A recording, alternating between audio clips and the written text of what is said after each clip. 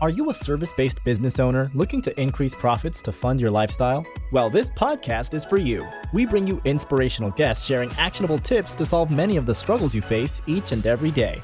And now, over to your host, Paul Higgins. Hi, Paul here. Before we get into the show, would you like to make a great first impression on LinkedIn? If so, I have something just for you. When people search for your name on Google, your LinkedIn profile will normally come up first. Before meeting someone for the first time, how often do they view your LinkedIn profile? For many coaches and consultants I begin to work with, their profiles don't do them any justice. I've created a simple solution where you can whip your profile into shape to have your best foot forward when attracting new clients on LinkedIn. Go to blgdownload.com, so that's blgdownload.com to get your 5 killer tips today. Hello to the Build, Live, Give Solo Podcast, episode number 266. If it is your first time, welcome. And if you love what you hear, please subscribe. I recommend listening to episode 0.5 first to guide you. If you're a regular, thanks for your support. I love listening to podcasts and I always have follow-up questions. If you're the same, go to paulhigginsmentoring.com/questions and lodge yours and I promise to answer it. You'll also see it on the podcast page on the website. Please check out past shows on your favorite app. Just search Build, Live, Give. So today's topic is the 9 custom fields you should have in your sales CRM. So what you'll learn is the 9 fields, why they're important, and tips on how to set them up. So the first one is contact type. Now, this is normally a default field in your sales CRM, but there's a couple of key ones that I recommend you have. One is network. The second is potential. Now, potential can be across client, expert, and partner. That's what I have. Okay, so you can narrow it to who you really work with, but I think it's important to split those out. And then I've also got that for current and past. So think of it as 9 fields in total. There's potential, there's current, and there's past for both client, expert, and partner. And then I also have team. The second one is relationship. So I think it's really important to nominate what your relationship is. So a couple of key ones I have there is a friend, because yes, work and business all goes together. So I like to have contacts all in one. A competitor, a mentor, which I think is really important to have. None, so you haven't built that relationship yet. A partner, and a peer. So they're the ones that I use. So we've done contact type, we've done relationship. Number 3 is source. So once again, this is normally a default field in your sales CRM, but I'll show you the ones that I have. So I've got assessment, quiz. That's the key thing I'm using at the moment, so I'm tracking that. If I've listened to someone on a podcast, channel partners. So for example, Dub, who I'll speak about in a moment, is a great channel partner. Event, Google. So Google search. Inbound, so if they've just reached me inbound without any other way. LinkedIn, now under LinkedIn I have it in 3 areas: inbound, outbound, and posting. And it's really important to track where your leads are coming from by being that specific. And this is where I'm putting my effort. My masterclass, have they watched my masterclass and that's how they came in? My network, paid, which I don't do a lot of. Then I also have, if they've listened to the BLG podcast, so that's how they've come in, which I get quite a few from, and also podcast guesting when I'm a guest on a podcast. Once again, we're tracking all of these. These are like the lag meshes of the activities that we're doing. Then a big one, which I'm sure you all have, is referral and also social media others. So that can include any of them, Facebook, Insta, etc. So number 4 is referred by whom. Okay, so you got referral, but I also put who it is. And I'm allowed to create a custom field within Copper, what I use, Copper Sales CRM, and I can put their name. So that's good for affiliates. So if you go to the channel partner on our page, you can see the financial incentive if you recommend people. So we can track that, but we can also track every week I go and thank someone that's referred someone to our business. So I can do that. That's a nice little video. So before we go into the other 5, I'd like to talk to you about Dub. So it's DUBB. It's an all-in-one sales and marketing video platform that helps attract, convert, and retain more happy clients.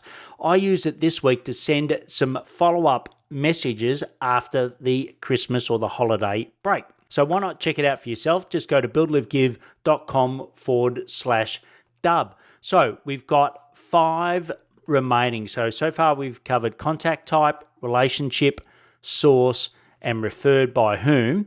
And now we'll go through the other 5. So how you met. So I don't know about you, but I meet so many people, particularly off LinkedIn, that I just forget how I meet them. And there's nothing more embarrassing when you connect with someone or have a conversation for the first time and you can't connect those dots. But it's also a great way to build a relationship when you do. So I'm always put in how you met. So some examples of that might be, if I've met them on a podcast, that's fine, but what podcast, what episode? So the more specific you can be, the better it is, especially in LinkedIn outreach as well. The more specific, if it's the exact post, put the post link in there, etc. So that's how you met. The next one is expert. Now, this is something that I do. I've collected now, it's nearly 500 experts all over the world that I help our community to get results with.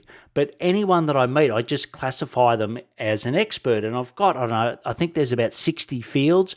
I'm very specific in what an expert is. So when someone's looking for something, I can just go filter by expert and get all of those things. So just think about how that might apply for you and your business.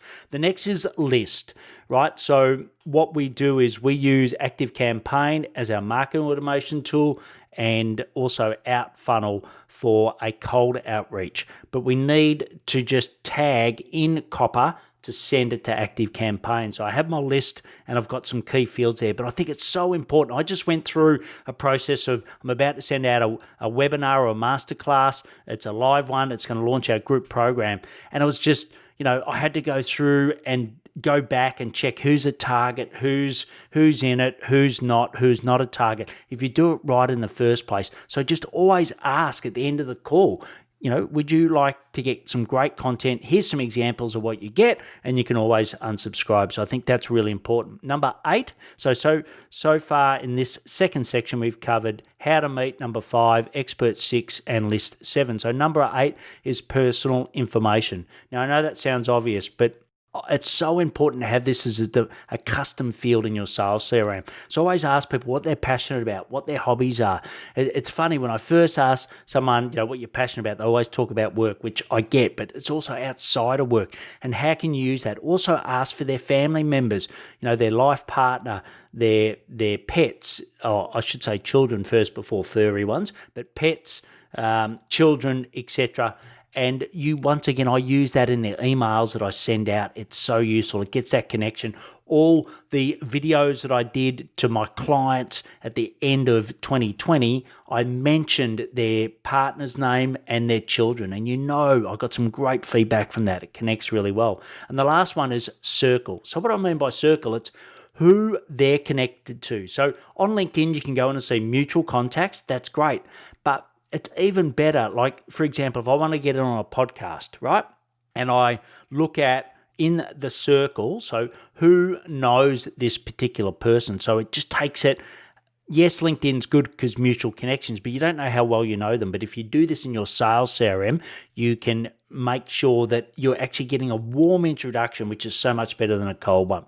Okay, so we went through the 9. I won't do a recap. There will be the show notes that go through these.